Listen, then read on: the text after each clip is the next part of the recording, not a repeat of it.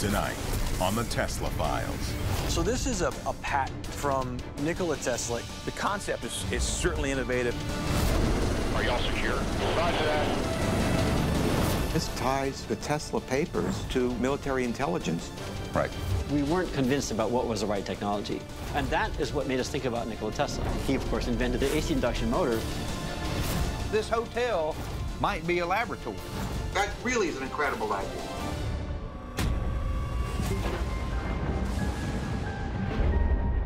Shortly before he died, alone in a New York hotel room, scientist and inventor Nikola Tesla claimed to have 80 trunks filled with his life's work. Everything from detailed plans for wireless electricity to weapons so powerful they could destroy entire cities. But after he died, only 60 of Tesla's 80 trunks were reportedly found. For decades, people have wondered what happened to the files contained in Tesla's missing trunks. Could they have contained secrets? Secrets that could forever change the world?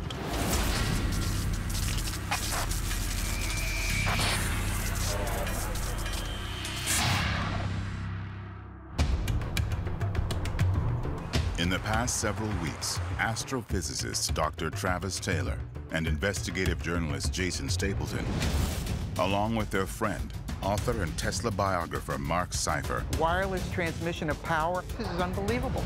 have been conducting an exhaustive search for an estimated 20 trunks filled with Nikola Tesla's missing scientific files. Are there signatures on this document? Yes, there is. Can we see the signatures? Files which, if discovered, might contain everything from the inventor's designs for global defensive weapon systems to unlocking the secret of universal clean electricity. In the process, they have become convinced that shortly after he died in 1943, shadowy forces, possibly within our government, conspired to enter the inventor's hotel room, steal his files, and then use the information contained in them for some secret purpose. We've done so much research. We've been so many places, done so much investigation, found so many new things about Tesla that nobody has ever known before. Even our demos demonstrated things that haven't been done for 100 years. Whoa! And now I see there's still this big question out there is, what was Tesla doing? What was in those cases? Today, Travis and Jason are on their way to Woodside, California, where they have scheduled a meeting with two of the original inventors of the famed Tesla automobile. I'm really glad Mark set this up with us because I'm hoping that I'm going to get some insight that maybe some of the technology that they're using in this vehicle was originally used or thought up by Tesla. Mark wants us to get a feel for what Tesla's inventions and things may have become. Maybe give us some insight into what might have been in those cases and those trunks and stuff, what it would be like today. Yeah. For Travis and Jason, meeting with the inventors of the Tesla car presents a unique opportunity. If they can prove that the inventor's groundbreaking AC induction motor is not only still viable after more than 100 years, but the crucial component in a cutting-edge automobile, they will be able to discredit those mainstream scientists who still call Tesla's work everything from fringe science to downright dangerous. Well, they said they'd be in the shop. Hey, you guys must be Mark and Martin. Yeah, I'm Mark. Mark, nice to meet you. Mark, very nice to meet you. In 2003, Martin Eberhard and Mark Tarpenning co-founded Tesla Motors in Palo Alto, California. Since then, their all-electric car company has gone on to become the most successful new American automaker in more than a century. So why Tesla? Why did you guys settle on that as a name? Did it have some sort of sentimental meaning to you guys? Naming it Tesla came from my decision that the AC induction motor was the right motor. And thinking that he especially deserves credit because he's not well known. He was known to those of us who are engineers, but outside that, not so many people knew. An immigrant, who came to America in 1884, Tesla made few friends and many very powerful enemies. While working for George Westinghouse, the Serbian-born scientist developed innovations in the field of alternating current that enraged Thomas Edison, who went to great lengths to argue that his direct current energy delivery system was far superior. To prove it, he even went so far as to publicly electrocute dogs and horses. But Tesla's system became the standard, so much so that it is used even to this day.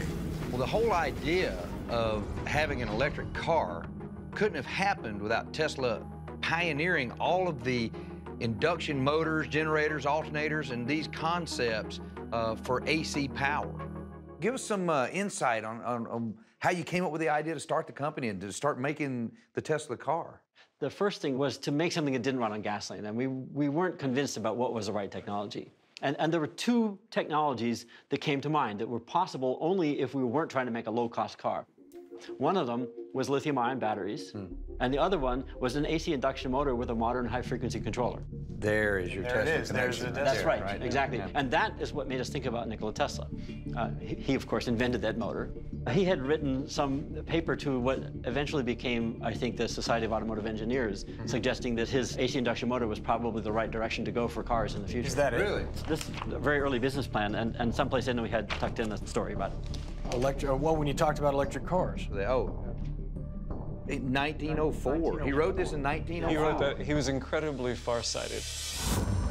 Writing for the manufacturer's record in 1904, Nikola Tesla put forth a vision of cars powered not by fossil fuels, but by the electricity that could be generated by his AC induction motor. It was not, however, a unique idea. At the turn of the 20th century, many different car companies were actually producing electric vehicles. Even Tesla's rival Thomas Edison, along with his friend Henry Ford, partnered to manufacture electric-powered cars that could be more universally affordable. But it was also at this same time that rumors began to spread that the burgeoning oil companies, who had a vested interest in the success of the gasoline-burning internal combustion engine, were using strong-arm tactics to intimidate electric car manufacturers. These rumors were strengthened when half of Edison's supposedly fireproofed factory buildings mysteriously burned down in 1914. Could one of the reasons that Tesla and his ideas were so brutally dismissed in their time be that they represented a threat to those who stood to make billions from high-priced oil and expensive energy? Was he, in fact, the victim of an elaborate conspiracy, one that regarded the eventual theft of his files as a means of protecting the status quo? So guys, the reason that we're here is for us to take a look at some of the current technology that either could have used or does in fact use some of Tesla's old patents and ideas, and then see if we can't kind of work our way backwards. I don't know if you guys realize this, but the last few years of Tesla's life, he lived in a hotel in New York. The story goes, anyway, that he has all these trunks and cases of documents. As soon as he died, they're confiscated by the government. Within hours of Nikola Tesla's death in 1943, agents from the U.S. government's Office of Alien Property Custodian took possession of what Tesla claimed were some 80 trunks worth of the Serbian-born inventor's scientific papers and belongings. Once secured, more than 200,000 pages of documents were shown to a government-appointed engineer for evaluation. But after looking at Tesla's mountain of files for only a few hours, John G. Trump, the uncle of future U.S. President Donald Trump, determined that Tesla's papers had virtually no military, strategic, or scientific value. Was John G. Trump genuinely blind to the potential value of Tesla's materials? Or was he told to dismiss Tesla's life's work by someone who had a vested interest in discrediting it? Imagine getting into the giant pile of papers that are written by somebody who is an absolute genius, somebody who has already made hundreds of really important inventions, and looking at that in 2 days and saying, there's nothing good here. Yeah, right. I mean, these are two guys who would know how difficult it would be to understand and comprehend the type of material that Tesla was creating, and they were just as flabbergasted as we were at the idea that someone could go through all that information in 2 days. I have in the garage the second production Tesla ever made. It's the only one in the color it is, and it's pretty fun to drive. Why don't you guys go out and I'll go through the garage and bring the car out. All right, see you guys. While Travis and Jason continue investigating the link between Tesla's 19th century AC induction motor and the Tesla automobile, their friend and partner Marc Seifer is in Washington, D.C. Marc has arranged to meet with fellow Tesla researcher Kevin Leonard, who believes that Tesla's missing files weren't just lost or hidden, but were deliberately stolen to serve some secret purpose. So what do you got for me? Oh, I think I found the connection that the team's been looking for to the military. This was at the National Archives. It was part of the Sarah Clark collection. Oh, wow. This is Office of Strategic Services. This is the connection you've been looking for. James Murphy, he was high up in the OSS, confirming the conversation of Private Blois Fitzgerald to the Air Technical Service Command. This is amazing. This means that Blois Fitzgerald contacted the OSS about Tesla. Right. In the early 1940s, Blois Fitzgerald was a young and eager electrical engineer at MIT. He was also a protege of Nikola Tesla, who gave him total access to most, if not all, of the inventor's highly guarded plans and designs. But unknown to Tesla was the fact that his trusted protege, in addition to working at MIT, was also receiving a paycheck from the Ordnance Department of the U.S. Army. Was this so that Fitzgerald could use his position with Tesla to supply the Army with privileged information about Tesla's unpublished plans and inventions? And is it also why, just hours after the inventor's death, Fitzgerald posed as a hotel manager so that he could make sure that Tesla's files wouldn't fall into anyone's hands but his? What I think is pretty amazing here is that it ties the Tesla papers to military intelligence, not just to the domestic side of the Office of Airline Property simply holding on to it. Right. Kevin Leonard's discovery of a letter linking Blois Fitzgerald not only to Nikola Tesla, but to his covert relationship with the OSS, the precursor to today's CIA, has opened the door to an entirely new set of possibilities concerning Nikola Tesla's last years and the fate of his missing files. And while Tesla's known accomplishments contributed greatly to the world, could it be that his more secret experiments, including his so-called death ray, were of much greater value to the United States government than was previously known? This is a very important document. There's your connection. Wow, this is really something. I got to bring the guys back from California. We're going to turn our attention to the military, and I'd like you to keep digging. All right, will do. And these are yours. Kev. Great to see you. Glad I could help. Wow, look at that. Serial number 2. Serial number 2. So this means the second Tesla car ever built. Exactly. Back in Woodside, California, investigative journalist Jason Stapleton and astrophysicist Dr. Travis Taylor continue their meeting with two of the original co-founders of Tesla Motors, Martin Eberhard and Mark Tarpenning. Jason and Travis are curious to see how Martin and Mark used one of Tesla's original patents to create a car that represents a modern milestone in the development of the electric-powered automobile. If Tesla looked at our motor today, he'd look at it and totally recognize it's his design or his, concept. Can we actually see anything when you... Yeah, let me pop the hood. You see the carburetor on it? Yeah. Where's the dual exhaust on it? Yeah, so there's not much to see. It's trunk. This is the inverter. This is the battery, and underneath the inverter is the motor, which is, just down underneath. So what you're looking at is the entire drivetrain, essentially, for this the car. This is it, right here. Yeah. The AC induction motor is a far superior concept for an automobile than the combustion engine. The AC induction motor, you can use it to power extremely high torques and highly controllable motion. Can we take it for a ride? Sure. Man, yeah, I'd love to. You're gonna like it. Yeah, that's crazy.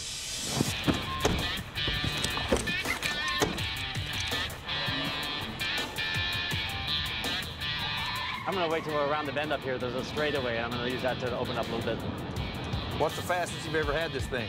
Maybe 110. When I want to pass somebody, I have instant power. Right. Here we go. Let's see what this can do. I only have a little space for these cars. That's exciting. Moves right along. The acceleration is so amazing.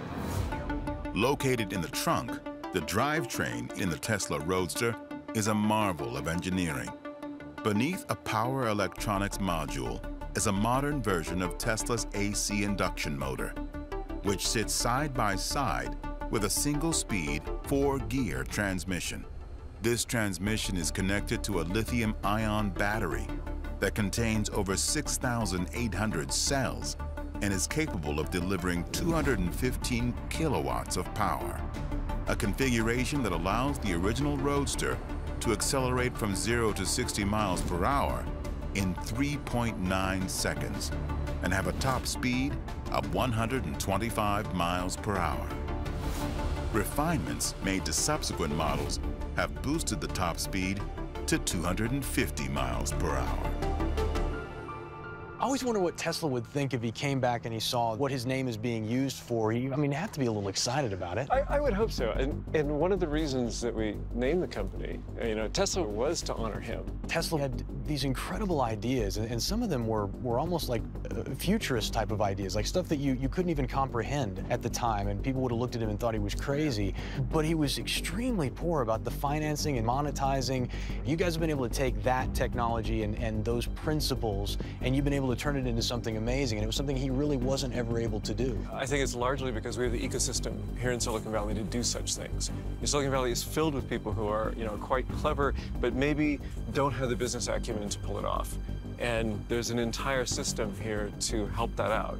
And, he didn't have that advantage in the 1800s. Although there are many who believe that the reason why Tesla's inventions failed to be utilized in his lifetime was largely due to the limited nature of the resources available in both the late 19th and early 20th centuries, others suspect that the inventor was actually the target of a conspiracy that actively worked to discredit him.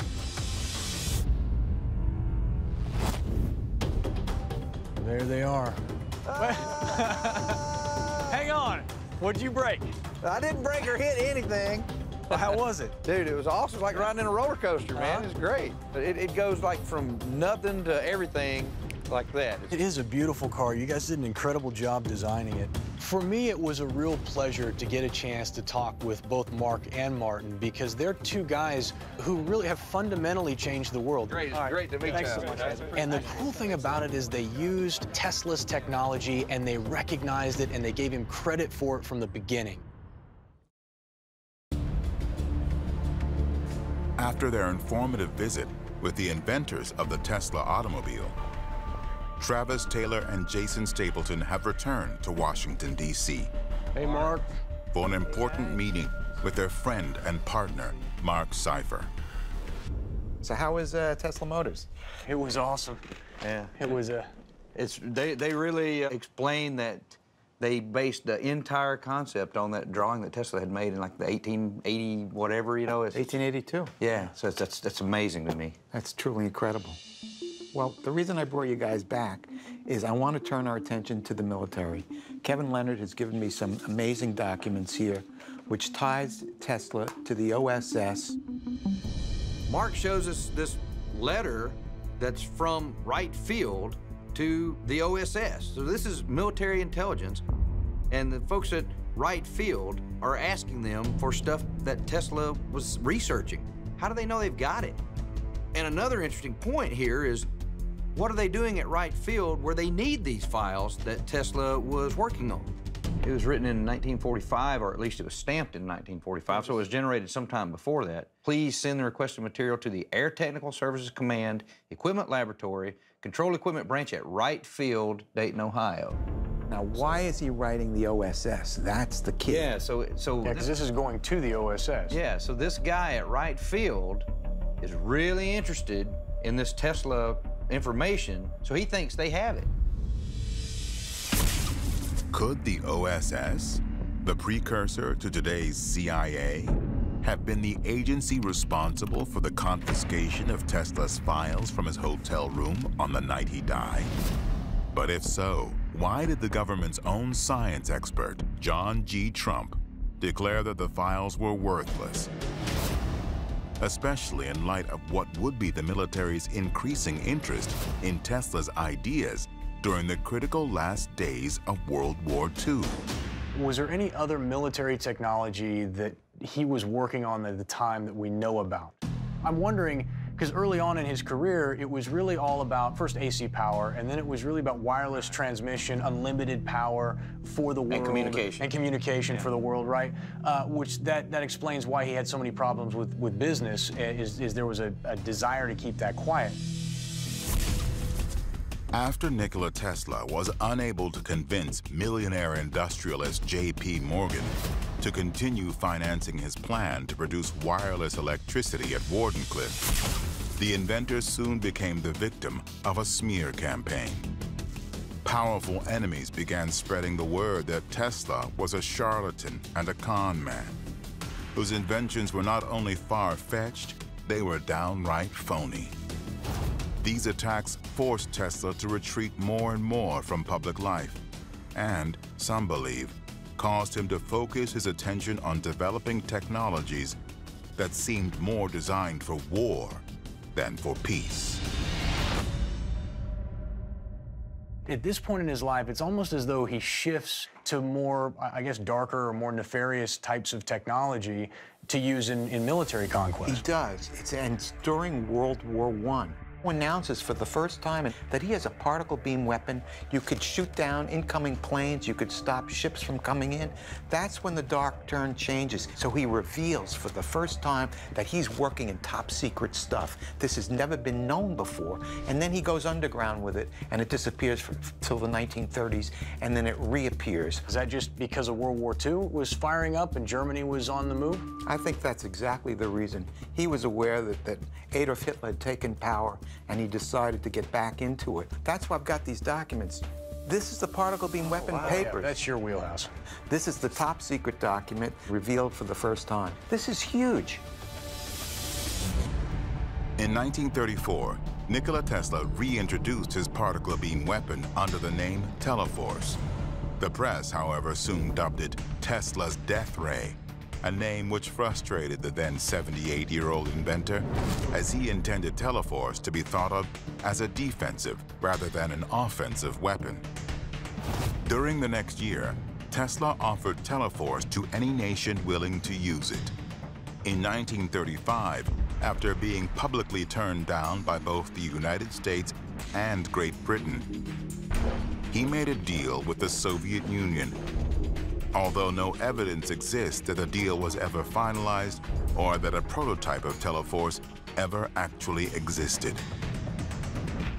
When people think about Tesla's death ray, they think about a big giant Tesla coil slinging lightning bolts out and destroying targets. That's not at all how Tesla described the death ray. That's not what it was. What Tesla does say is that he's invented a weapon that somehow transmitted energy in a single tiny beam to a target over vast distances. The beam stays the same size all the way out to 200 miles, where he could destroy 250 airplanes with it if he wanted to. That doesn't sound at all like a advanced Tesla coil that could throw a spark of high voltage across like a lightning bolt. Well, Mark, this is amazing that I haven't seen this level of detail before. In the 80s, when Ronald Reagan announced we're going to do a strategic defense initiative program Star to build Star Wars weapons, right. They were trying to do the same thing to build a space-based charged particle beam weapon using very similar ideas. In 1983, when the nuclear stockpiles of both the United States and the Soviet Union had reportedly reached record capacities, President Ronald Reagan proposed a defense initiative to protect the United States against a possible first strike. 1 year later, the Strategic Defense Initiative, or SDI, was born. Dubbed Star Wars by the press, one of its components was believed to include a particle beam weapon that could destroy incoming enemy missiles.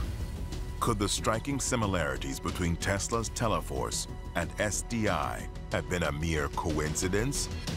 Or did the US government have secret access to Tesla's lost files and later use them in creating their SDI program? So, what do you think? One of the things I'd really be interested in, I'm wondering, are there any current technologies that the military is using specifically that can in one way or another be tied back to Tesla's research? For example, we've got this one that Tesla did in 1927. It's just of a basic helicopter that converts itself into a prop plane. When I was in the Marines, they actually developed an aircraft like this that's called an Osprey. Yeah, that is cool. And I bet I can call around and find somebody who flies one of these things, and we can talk with them about the technology. That's key, actually. I do think the Osprey is an excellent place to start because it is a real concrete example of a real patent that Tesla did. Yeah, right. Well, I'll make a couple of phone calls and fingers crossed. All right, great. Get back together soon, all right? All right, man. I'll talk to you soon. Okay, guys. On Highway 84, approximately 60 miles northwest of Lubbock, Texas, Travis and Jason are traveling to Cannon Air Force Base, located just outside of Clovis, New Mexico. They are determined to find out if the U.S. military is using information from Nikola Tesla's missing files in the creation of modern-day military weapons and communication systems. To that end, they have arranged for a private demonstration of the CV-22 Osprey, a combination helicopter and airplane whose basic concept is similar to one patented by Tesla in 1927. I got all kinds of questions about like functionality, like how it works, and it's just a really unique aircraft. How you doing, guys? Hey, hey, Travis Taylor. Hey, Travis, how you doing? Nice to meet you, man. Hey, how are you, Colonel? How you doing? Nice to meet you, Jason Stapleton. Hi, Jason. How you doing? Charlie Mose. Welcome to 20th Special Operations Squadron. So you're our guy then? Yeah, I'm the operations officer here at the squadron, and if you guys want today, we got an aircraft ready for you to look at, and then maybe go fly if you want to. By the wings, I guess you're the pilot also? That's right. All right. That's right. You guys want to change up, maybe something more appropriate if we're going flying today? Absolutely. Yeah, man. Cool. Come on, guys. Specializing in unconventional warfare, the 20th Special Operations Squadron use an aircraft known as the CV-22 Osprey to transport special ops soldiers to and from missions in hostile territories. It is uniquely suited to the task, since it can function as both an airplane and a helicopter, depending on the requirements of each situation. So this is CV-22. Wow. So this is your newest one? This is the newest one. I've known about the Osprey for years and years, but getting a chance to come here and just walking into the hangar for the first time and seeing it there and just the scale of it was unbelievable. Is it made out of metal? Mostly composite. That sounds like carbon fiber. A lot of carbon fiber. Yeah. So is there armor built into it? We mostly armor the people, not the aircraft. Okay, that makes sense. It'd be too heavy to fly, right? That's right. I absolutely love the idea of looking at Tesla's 1927 patent and then trying to tie it to the Osprey. And if we can link those two together, that proves that the government was using ideas that first originated with Tesla. So let me ask you a question. So this is a patent from Nikola Tesla in 1927 for what is essentially looks like a really rudimentary version of what we've built here. How feasible is something like that to have actually worked? The concept is certainly innovative, and it'll work. You know, he has figured out using the same thrust for takeoff as he does for forward flight, and has a wing. Big problem I see as a pilot, there's no way to counteract torque there. In our aircraft, we have two prop rotors spinning that counteract the torque from each other. You're missing a tail rotor. Counterbalance. Or another prop rotor. Or another prop rotor, okay, yeah. Almost simultaneous to the invention of the airplane was the idea that it could be effectively used for military purposes. That notion was put to the test during World War I, as pilots on both sides of the conflict explored and exploited the advantages and limitations of combat from the air. It was these limitations that inspired Nikola Tesla to come up with a design that featured a tilting rotor that could fly both forward and straight up and down. It would be able to fly at speeds comparable to those of an airplane, but was also capable of taking off and landing in confined spaces without a full runway. But what also makes Tesla's design so astonishing is that it was filed with the Patent Office in 1927, 12 years before the world's first practical helicopter took flight. What are the odds that something like this actually came from an original patent that Tesla would have put together in the 20s? Well, I think the inspiration certainly did. You know, I think what's remarkable about that patent is not so much the actual lines on the page, but it's the idea. It's what he was trying to accomplish. Yeah. Using the knowledge and the materials he had on hand then, I totally see where that concept came from. Right.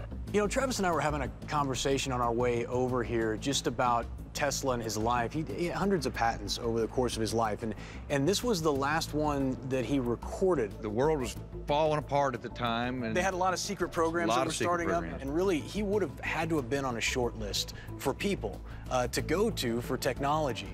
Do you think that that's reasonable, knowing a little bit about how the military works, and is that something you think could possibly have happened? There's always a need for good ideas, and you know, when there's a need, the folks need them will generally go out and find it for private industry or otherwise. So, right. Well, what's next? Well, again, we can ask those questions, or I can just show you what it does. Let's quit talking about it. Let's go do it. I'm excited. For Travis and Jason, the striking similarities between the Osprey and Nikola Tesla's 1927 plan for a vertical flying machine have raised a series of compelling questions. For instance, when did the U.S. military's interest in Tesla begin? And given the incredible sophistication of the CV-22 Osprey, is it possible that Tesla kept working on his 1927 design for a vertical ascent airplane, and that his more evolved ideas are among those that were stolen after his death?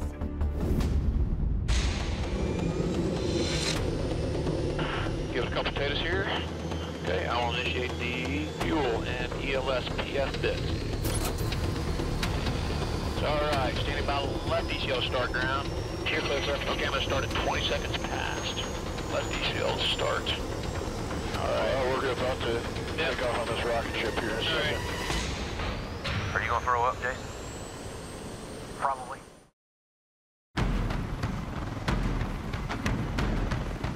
I'm going to check our exhaust temperatures here. In their ongoing search for Nikola Tesla's missing files and evidence that some of them may have ended up in the hands of the U.S. government, aerospace engineer Dr. Travis Taylor and investigative journalist Jason Stapleton have been given an up-close and very personal look at one of the military's most innovative aircraft, the CV-22 Osprey. All right, base ship towers coming in. You guys ready? Test it out. All right. We're about to take off on this rocket ship here. We start rolling forward, and you see the ground just barely moving, and it's right there. Then you feel it lift up. Here's going up to power. Going easy. Push there. Here we go. Nice level. And instantly, you accelerate.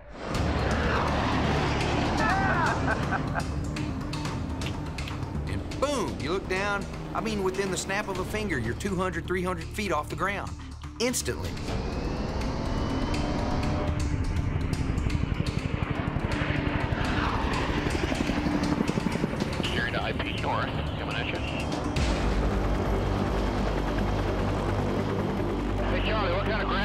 we do it. 235 knots. 235 knots is equivalent to 270 miles per hour. A fact suggesting that the Osprey fully realizes Tesla's vision of an aircraft which would combine a helicopter's maneuverability with the high speeds and range of a traditional airplane. The flight is unbelievable. It's not like any other aircraft. It's actually not even like a helicopter. If you've flown in either of those, it's maybe if you think of both of them at the same time. The aircraft could bank hard. It was pushing us down into our seats the entire time. It was beautiful. I want to feel some zero G. Are y'all secure? Roger that. We're secure.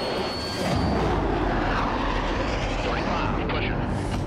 We took this steep climb, followed by a very quick descent, and for about 5-6 seconds, all of us were weightless. Everything was.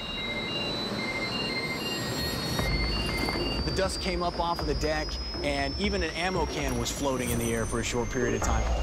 It was very cool. Recover.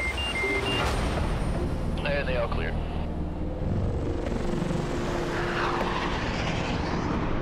Dude, my brain got heavy on that one. That was good stuff. Thanks, guys. 5-4 EQ. A little bit of sloping it'll work. There you go. At the end of the demonstration, the Osprey lands in a remote, rugged location, just as Nikola Tesla envisioned, without the need of a runway. When Tesla had this original idea for the vertical takeoff and landing helicopter/airplane vehicle, I don't think he had any idea what it was going to end up being.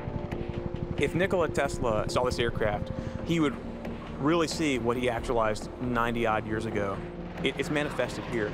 And to show him how it got there, turboshaft engines, composite construction, fly-by-wire, the way that we got there, I mean, it took us 90 years.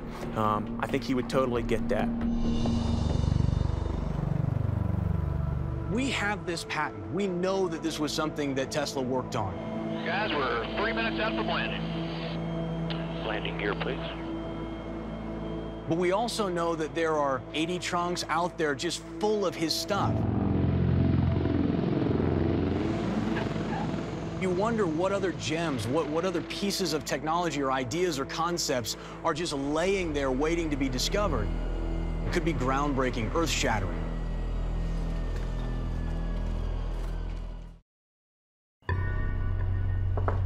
Yo, it's open. Come on in, man. What's up? After a long day spent investigating possible links between Nikola Tesla's patent for a transformer-style helicopter and the U.S. military's CV-22 Osprey. All right, well, should we see what Marc sent us here? Travis and Jason are curious to find out what their partner Marc Seifer has sent them from Washington, D.C. Move this over here. Skype me when you get this, Marc. Oh, okay. Oh, it's the New Yorker. Oh, and this must be... Oh, that's Wardenclyffe. Let's just call him. Yeah, give him a call. All right. There he is. Hey, Marc. How you doing, guys? Doing all right, Marc. So what is this that you sent us? Yeah, what are we looking at? Okay, so what I've sent you is a side view of the Hotel New Yorker. And these things are the actual blueprints. Finally, we've been looking for blueprints for forever. And now we actually have some. And I thought maybe if you looked at this, you might have some ideas. Jason and I were looking at it right before we called you, and it does go up to the 40th floor, and then there's another section up there. Hang on, you had a theory the first time we went there that Tesla would have had a laboratory somewhere inside the hotel. If I lived there, I would have a laboratory there. I think this extra space on top of the building might be a laboratory. It would have been a good place for it. Marc, how tall was the original Wardenclyffe Tower supposed to be? Tesla had driven the pipes 300 feet down into the ground, which would have made the whole tower about 600 feet tall. How high is that building? If you add it up, that's 40, 100, 200. It's just short of 600 feet. So now let's think about this for a second. This hotel could have been built to be Wardenclyffe. That's an incredible idea. Have Mark, Travis, and Jason just had one of their biggest breakthroughs? Could they have discovered the ultimate Tesla experiment hiding in plain sight? Hang on, though. The guy couldn't finance a 600-foot tower. How did he finance a hotel? If that He didn't build the hotel. You're saying he just used the hotel? Yeah, investors built the hotel. Because it had all of the same components that he had at work. Well, was that serendipitous that he looked at and said, oh, wow, this hotel has exactly what I need? That kind of gives me chills, guys. You've got an amazing theory, Travis. You think it'd be helpful if we got back to the Hotel New Yorker? If you can get us in there again, where we can open every door we can open, if that can happen, we need to do that. Yeah. Let me make some calls and set that up. All right. Okay. See you later, Mark. See you. All right. Bye. Dude, it looks like we're going back to New York. Let's go. You know, like you said a long time ago when we started this, so wouldn't it be funny if we find out that Tesla was the smartest guy in the room and he was playing us all? Right. This would certainly make him the smartest guy in the room. It would. Was Nikola Tesla using the New Yorker hotel as the center for his inventions? Inventions so advanced and so groundbreaking that it would take nearly a century for them to be turned into reality? If so, perhaps the hotel could still be hiding a treasure trove of secret files and inventions. Inventions that have remained hidden there for more than 70 years. Tonight on the Tesla Files. If there's any place in the building that Tesla could have had a laboratory, it would have been in here. There's papers in there. We know that Tesla was being spied on, and we know he loved pigeons. Would it be possible to use pigeons to carry messages? More than likely, probable. Wow. Tesla was doing some experiments where he wound up using the Earth's entire magnetic field to send a transmission to the stars.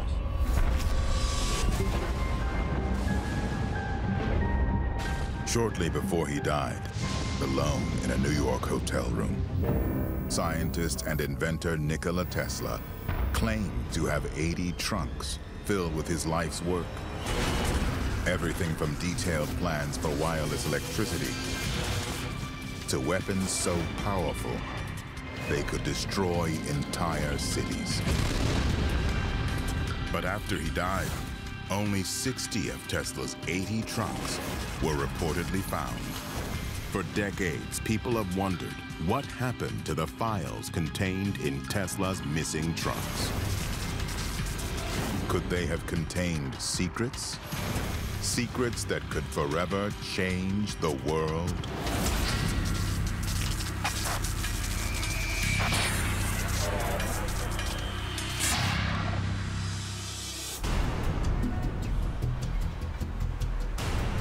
For the past several weeks, astrophysicist Dr. Travis Taylor and investigative journalist Jason Stapleton have been engaged in a global quest to find an estimated 20 trunks filled with Nikola Tesla's missing scientific files and top-secret inventions.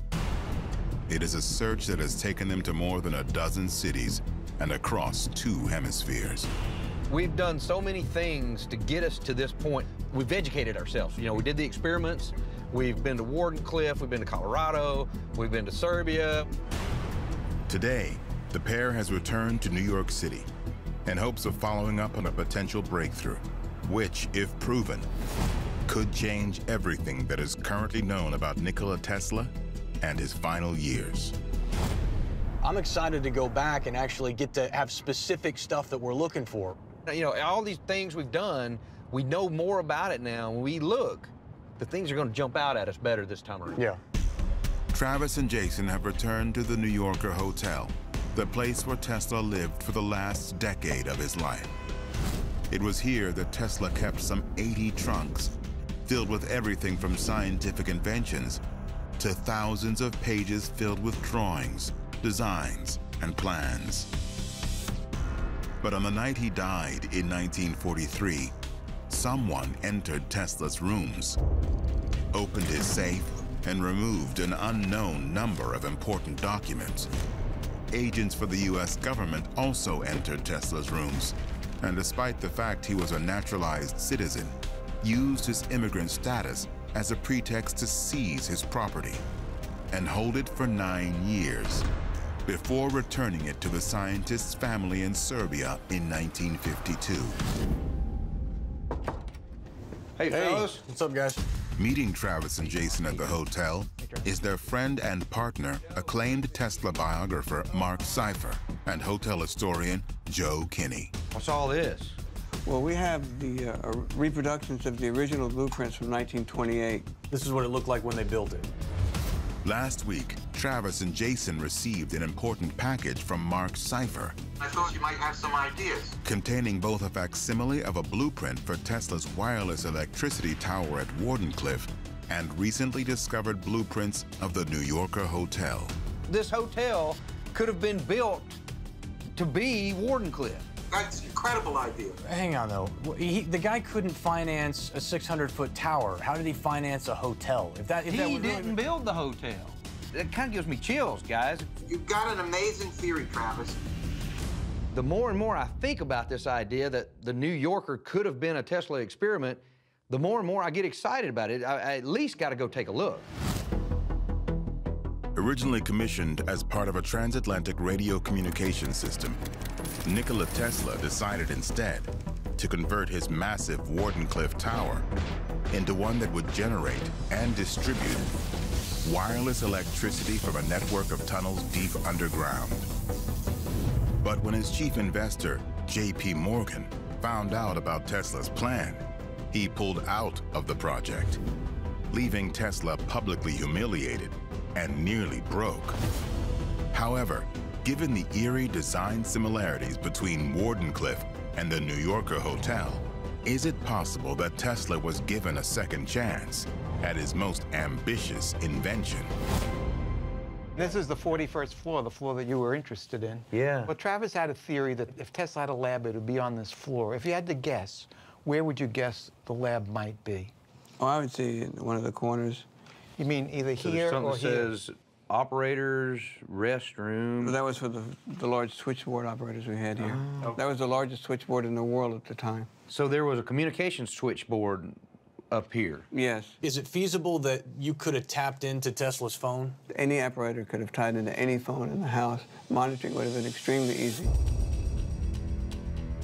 Whatever Tesla was doing in the New Yorker, if he was talking on those phone lines, then anybody could have known what he was talking about. There could have been Nazi spies, Russian spies, there could have been whoever, British spies. There were certainly, the Americans were listening, even if they were there to help protect him.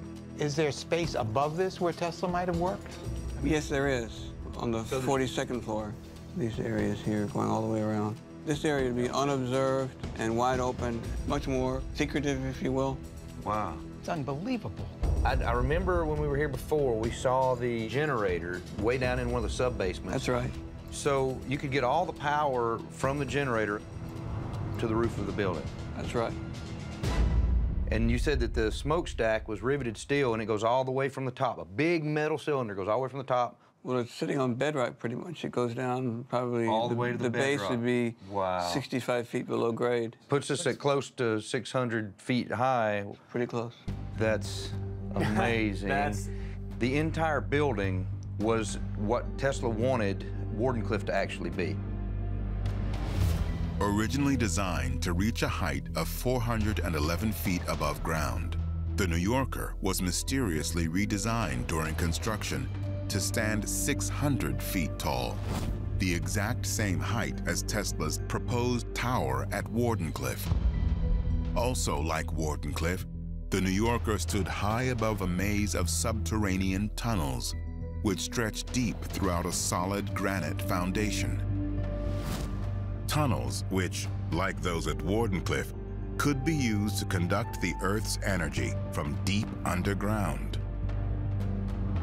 Whether or not Tesla was involved in designing the hotel to make it have these features, or if he just realized the hotel had these particular features, it doesn't matter. The point is, it had the features that could be suitable for doing a Wardenclyffe type experiment. Well, power, check. Cylinder, check. 65 feet below ground, check. Wow. Hey, did you guys see this? is an artist rendering of a proposed addition to the Hotel New Yorker, and they added a couple of towers on top. It looks like, I mean, we're talking about potentially radio transmissions, we're talking about this potentially being a covert Wardenclyffe, right? Right. 2 towers on top of the New Yorker hotel? Has the team just found a smoking gun? The ultimate evidence that Tesla had intended to use the hotel to realize his ambitious dream to generate and transmit virtually free electricity, first to New York City, and then the entire world. It's going to be really cool now to be able to take those blueprints and actually walk the floor plan and see what it actually looked like when Tesla was there and find out if it was even possible for that building to be used as a gigantic Wardenclyffe tower. Could the New Yorker hotel really have been Nikola Tesla's secret attempt to continue his most audacious experiment under the very noses of his harshest critics? Critics who had dismissed him as nothing more than a penniless old man whose inventions were failures. But if so, who financed this incredible scheme? Could it have been a wealthy benefactor? Forces within the US government? Or someone else? Let's take a little walk. So this is the 41st floor.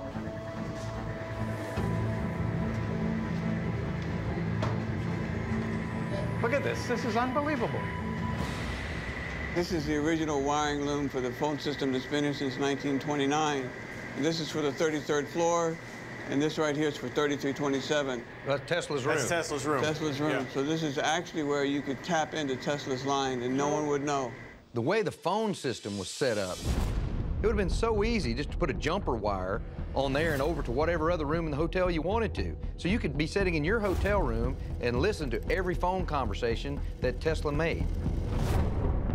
In the weeks before Nikola Tesla was found dead in his hotel room, there were numerous but unverified reports that agents from both the FBI and the OSS, the precursor to today's CIA, had taken rooms near Tesla's on the 33rd floor.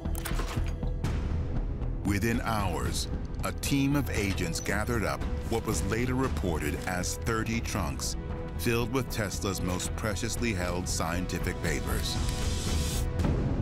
Papers which were later examined and determined to be worthless by the government's appointed scientist, John G. Trump. But given the fact that at the time of the Serbian-born scientist's death in 1943, the United States was deeply engaged in World War II, could it be that agents were keeping close tabs on him, even going so far as to monitor his phone conversations, so that no enemy agent could come into possession of Tesla's most important scientific papers? And could John G. Trump's assessment of the value of Tesla's papers have been part of a deliberate campaign of disinformation? I think that if there's any place in the building that Tesla could have had a laboratory or a work area, it would have been in here. Really? Why do you say that? Well, if you look on the maps, there's no real designation here except transmitter room, but there's a lot more space than you would ever need. Yeah, well, show us. There we go. There we go.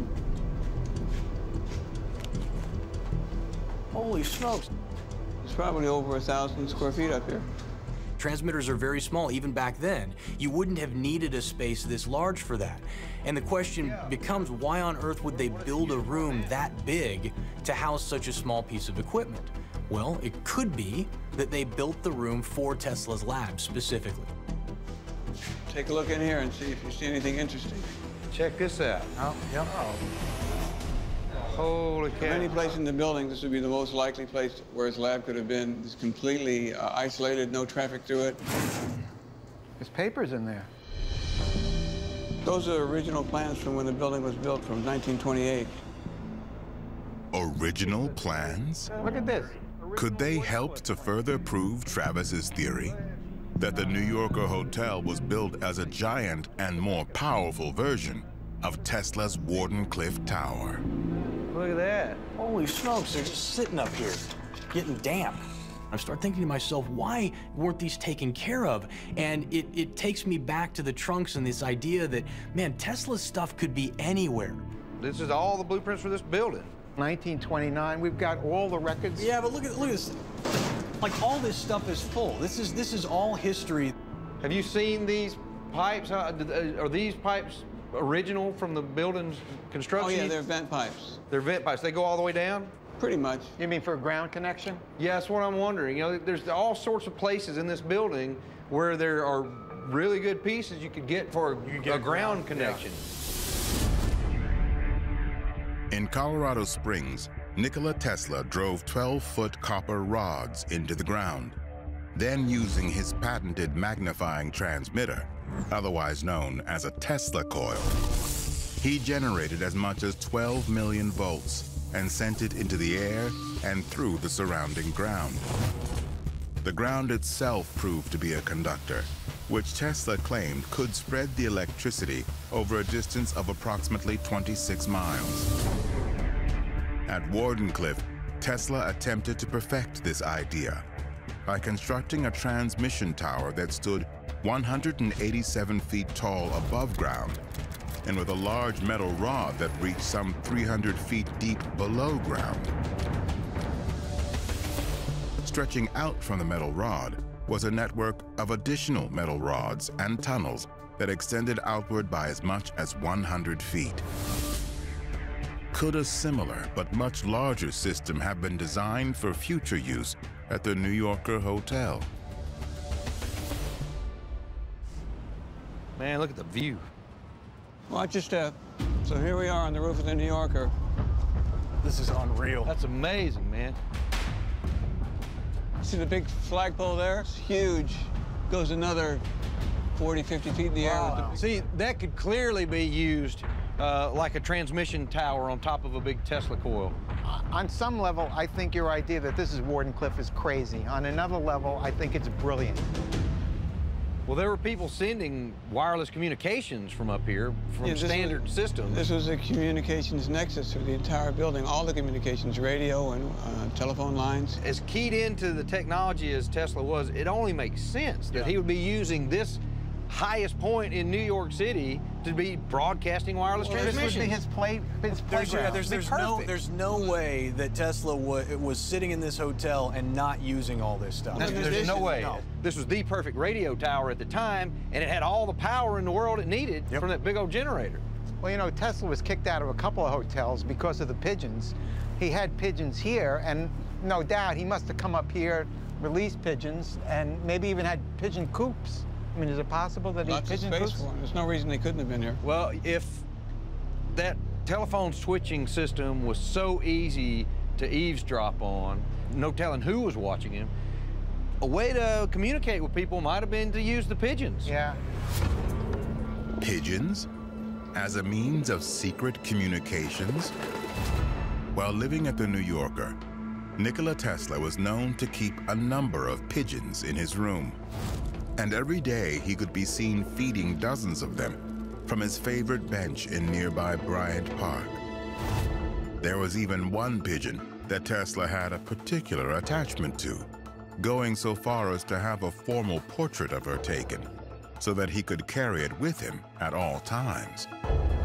Is it possible that Tesla's seemingly obsessive interest in these unique birds was a strategic one?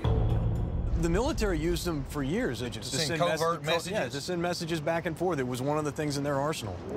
I remember there was an article from 1935 about a carrier pigeon that flew into the 40th floor and it was injured, and they gave it to Tesla.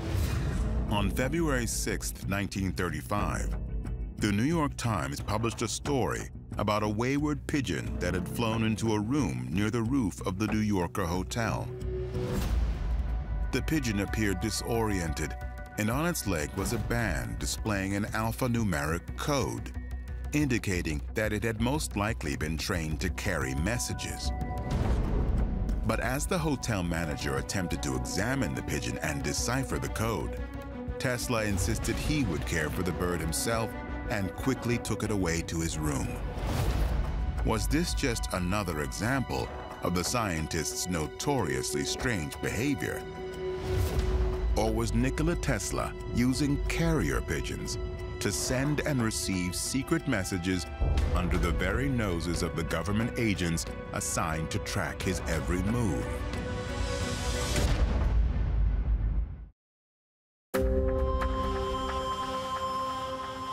One day, after their visit to the New Yorker hotel, Jason and Travis meet to discuss the team's critical next steps. I gotta tell you that the New Yorker, if it wasn't built deliberately to be a Wardenclyffe type experiment, Tesla realized that it could be used for a Wardenclyffe type experiment. I think both of us kind of feel like there was, rather than him being chased by the government or secretly watched by the government, that it's much more likely a scenario that he was working with them the way the other greatest minds of the time were working. Absolutely. By 1943, as nations on both hemispheres were engulfed in the 20th century's Second World War, both the Allied and the Axis powers were racing to see which side could develop weapons of such deadly force that victory would be assured. For the United States, the Manhattan Project would eventually produce the world's first atomic bomb.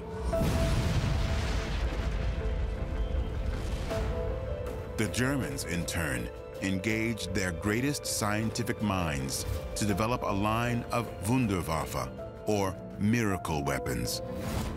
Is it any wonder that Nikola Tesla would find himself on a list of scientists that would be considered invaluable to the Allied war effort?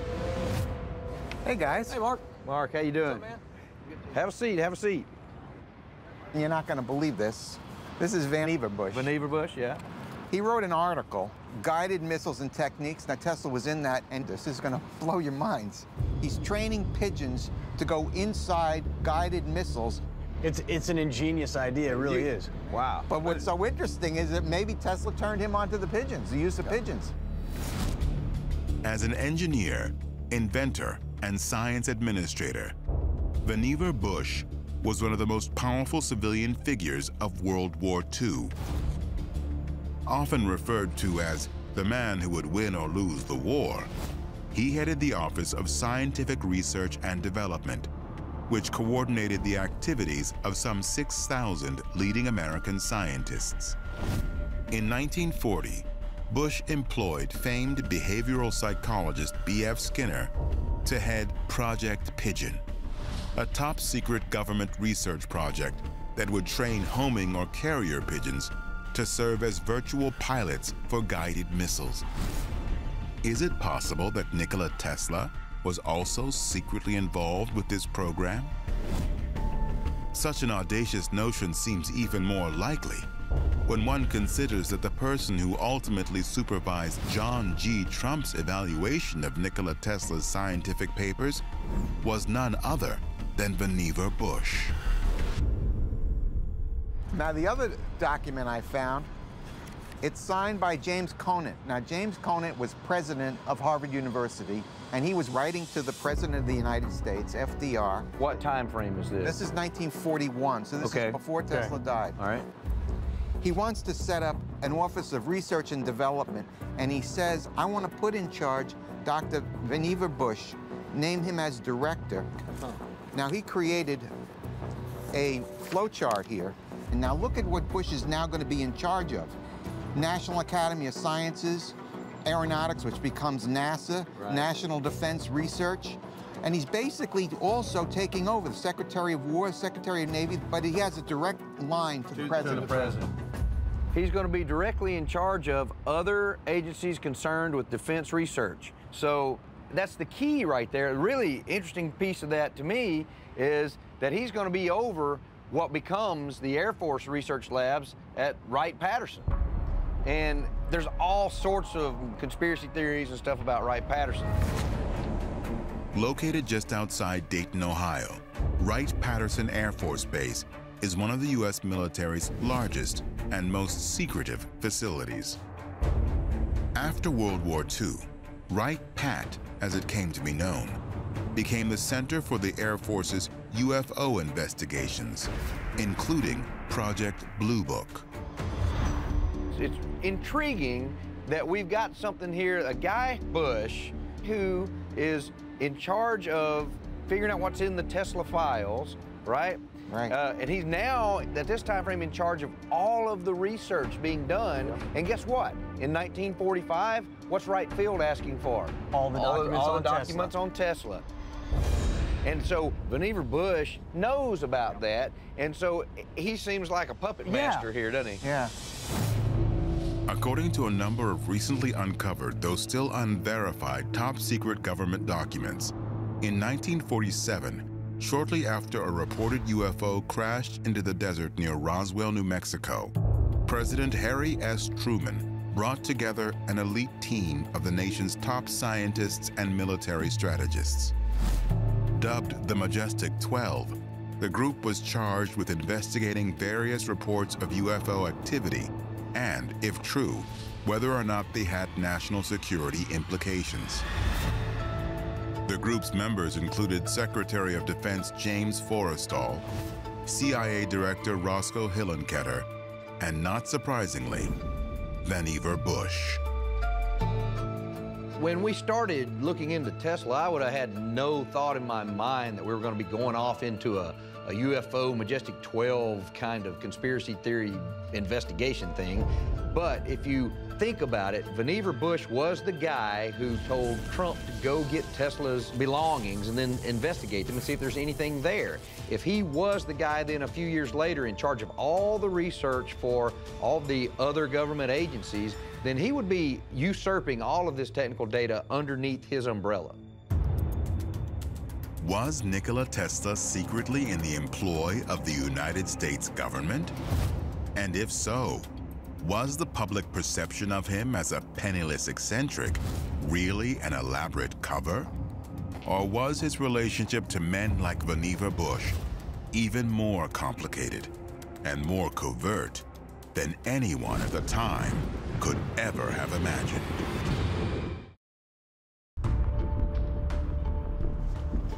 It's over there. Yeah, it's across the street. It's gotta be right over here.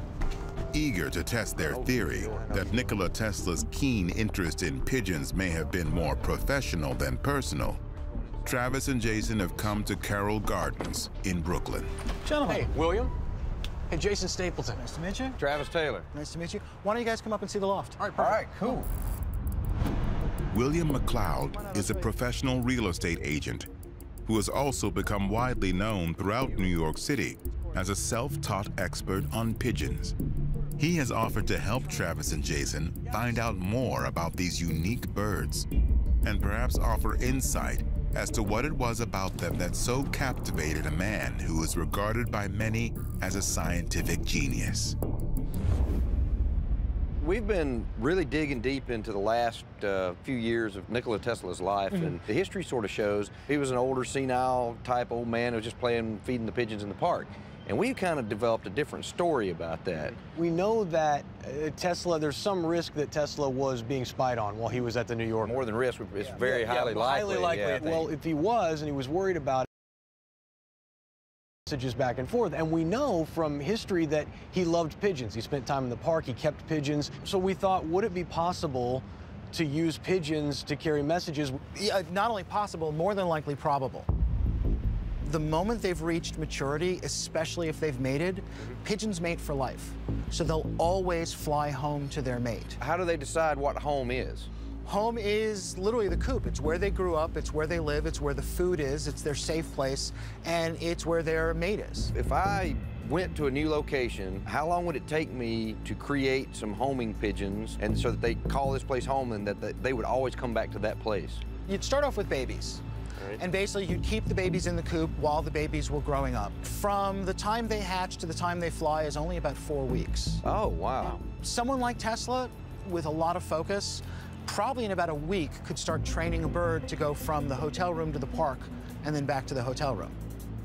We always think that Tesla would have used technology, some sort of advanced technology, in order to communicate. But in this instance, it may have made a lot more sense for him to use an old school technology that would have been virtually undetectable to anybody trying to figure out what he was doing.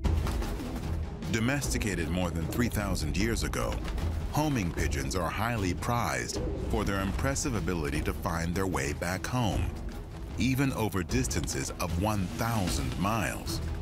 It is this unique navigational trait that has made the bird a useful tool in the sending and receiving of messages.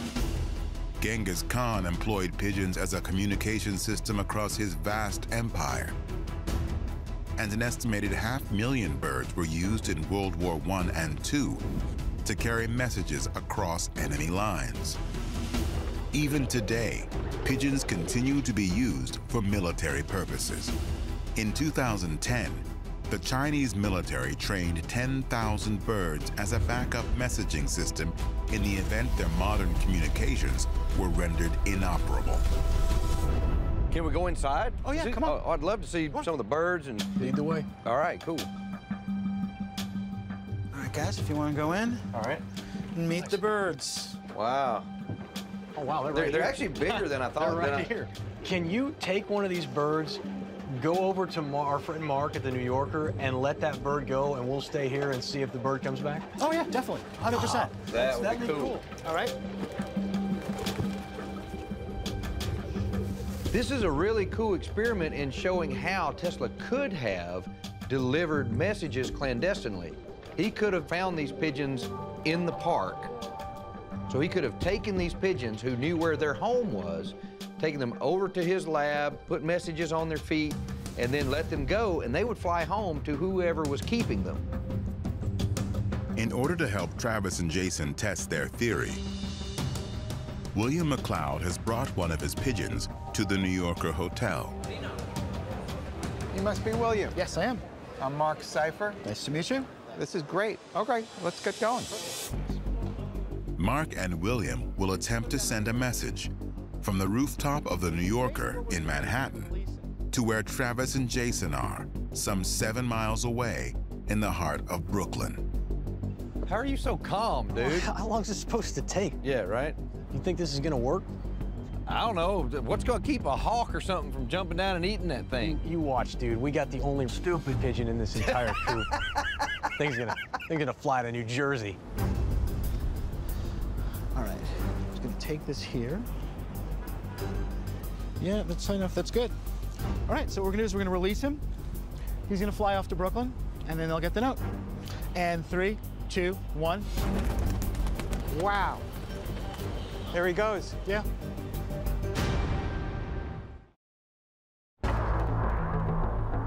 Travis and Jason are waiting to see if a bird released from the New Yorker hotel will return to its coop some 7 miles away. Oh, there's Mark. Hang on. Mark. Hey, Jason, we just released the pigeon. He's saying it'll be there in 9, 10 minutes. All right, we're standing by. All right, bye. All right, yeah, bye. All right, he just let it go. So. Which way is the New Yorker from here? That way.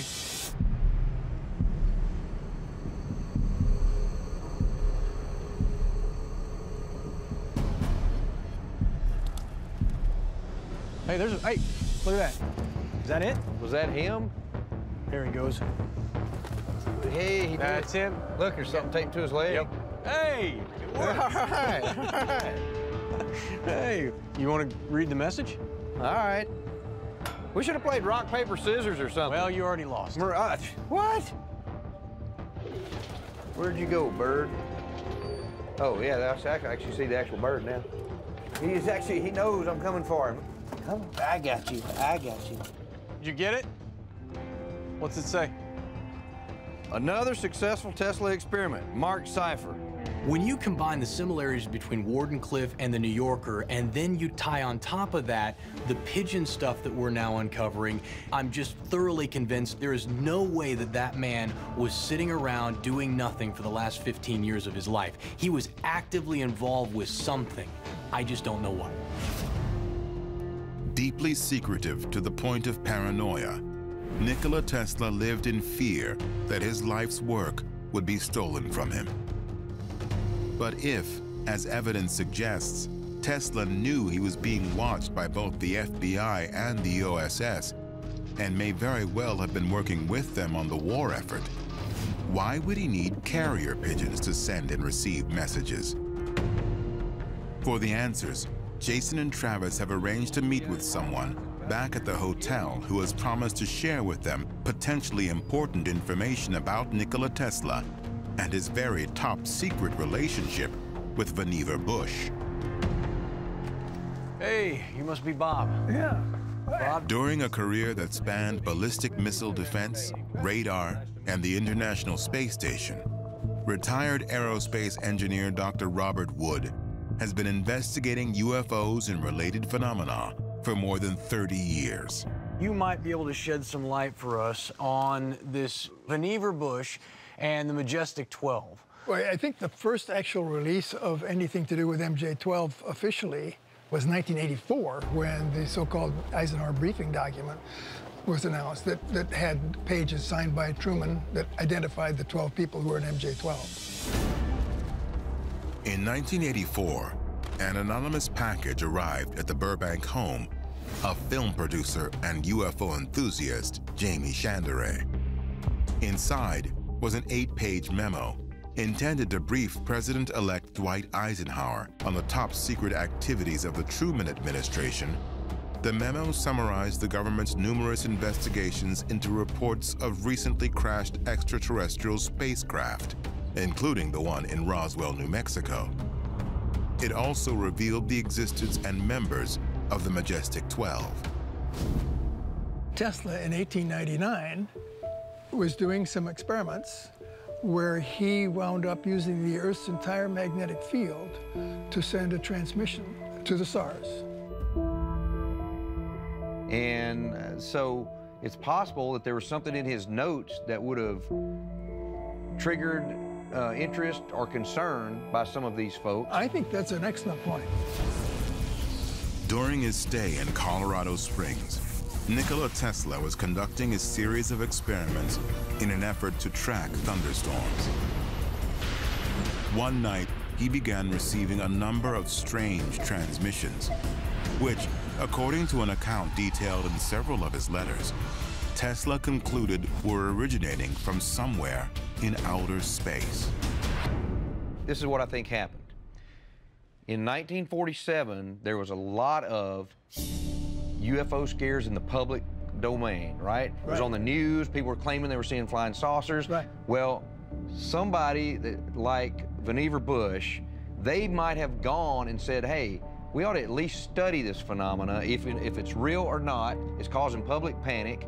We should look at it, and oh, by the way, there might be something to it, because I remember reading in the Tesla documents that Tesla had claimed he had contacted aliens or something. I think that the fact that Vannevar Bush was clearly the guy right on top of all the technology, and he'd been an absolutely logical guy to make sure that he was the one who knew.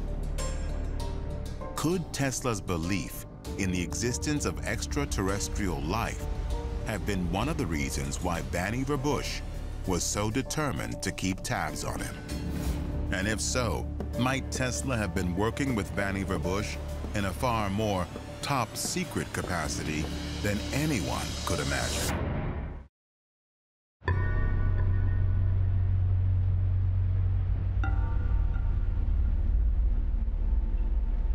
How you doing? Great.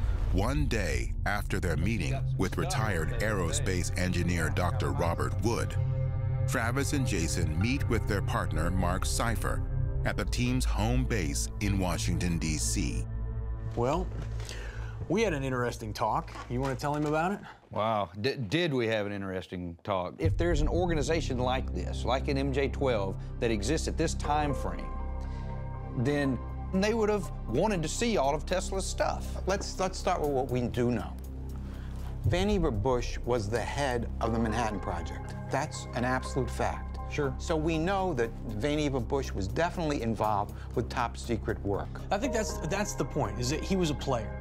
He was a player, and when we talk about John Trump, he was a player who was directly tied to Bush, yes. And so you've got a connection there, and that ties back to Tesla. So certainly people who ran in the circles that would be interested in this type of stuff Tesla was working on, they got to his stuff, and they took it. I gotta tell you, I am more convinced now than ever that whatever was going on at the New Yorker was more than just he was living there. There's tunnels under the place. The building was built for a purpose. It's got tunnels just like at Wardenclyffe, underneath it, right? Unbelievable. And it's got a big tower, which is the hotel. Okay. His laboratory is at the top of it. It had generators at the bottom of this thing that supplied 3 times the power than the hotel needed. How do we know that the New Yorker wasn't Wardenclyffe? How crazy would it be if all this time we thought that he had lost his funding for Wardenclyffe and the whole project was shut down and he was defeated and he was beaten and they were building him a $100 million Wardenclyffe in the middle of New York City? I tell you, the most important thing I think we've shown to history, Mark, is that the last 10 or 15 years of Tesla's life, he wasn't this senile old man that was out in the park feeding the pigeons. He was doing something important. I agree. Now, I got one more thing to show you. This is unbelievable. Here's a document from the Office of Alien Property for the purpose of inquiring about a safe, which records found at the warehouse indicating was purchased by Tesla in 1929 and which was not among the properties stored in the Manhattan warehouse. In other words, there's another safe that's missing. Now, also listed, it says 122 trunks, boxes, and barrels. This definitely suggests that there's missing trunks. More missing trunks? And a safe? And all filled with Tesla's scientific writings and plans for new inventions?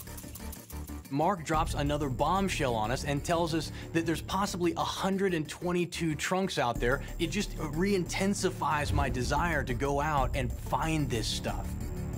There's no telling what valuable documents and ideas and things Tesla had in all these trunks and cases. What would he have kept in a safe? I talked about when we started this that if we did it right and we were successful, we might be able to change the world with the information. And we're not there yet. We can talk about all the stuff that you just talked about and the achievements that have been made and realized. The fact is we've got at least 122 trunks that we can't find. We still don't know where they are. I don't want to quit this just simply because I want to find it. Like it makes me angry. Yes, it makes me angry now. It's now under my skin. Well, I've got to keep going. I have to know. I'm invigorated. We've got to figure this out.